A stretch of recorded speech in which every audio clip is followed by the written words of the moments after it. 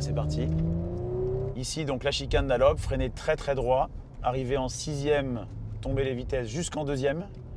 Et là, il faut vraiment prendre la trajectoire la plus droite possible dans la chicane et ressortir, élargir jusqu'à la limite de la piste. Parce que le Dunlop conditionne toute une partie sinueuse mais qui reste à fond.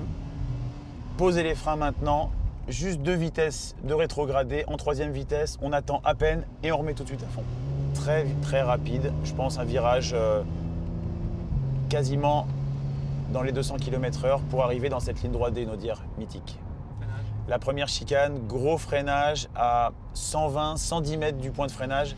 Et là, on descend 6, 5, 4, 3. On laisse rouler la voiture un peu. Beaucoup de vitesse d'entrée, 2e vitesse. Et là, tout de suite les gaz en élargissant au maximum. Les 2 roues un petit peu au-delà de la ligne blanche pour la 2e partie de la ligne droite. Et donc là, juste à droite, c'est là où je travaille tous les jours, dans mon restaurant.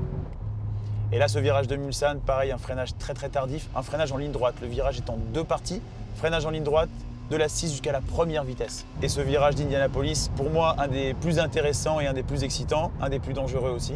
En 2e, une réaccélération forte, attention à l'extérieur, on a juste le vibreur et un grand bac à gravier. Donc là, pas d'erreur possible. Donc ces virages Porsche, partie mythique aussi du circuit. Donc là, on arrive en 6e vitesse à plus de 330 km/h, on rétrograde juste la 5e et on remet à fond. À fond ici, en 5e, on reste en 5 et on reste à fond pour ces 2 virages à gauche. Hyper impressionnant, surtout la nuit. Imaginez-vous la nuit, à plus de 280 km/h dans les 2 virages. Voilà, on rétrograde la 4e. Voilà, j'arrive à faire la même chose avec ma voiture, c'est parfait.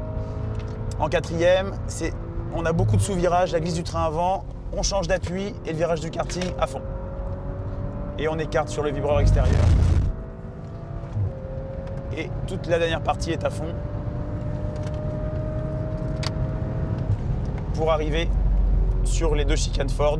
Et attention, entrée des stands très très rapide. Et il faut faire ça à chaque tour et il faut se rappeler, c'est un peu comme une autodictée en fait. Au mètre près, à 50 cm près, c'est ça qui fait que voilà, on arrive à faire un temps et un beau Le Mans.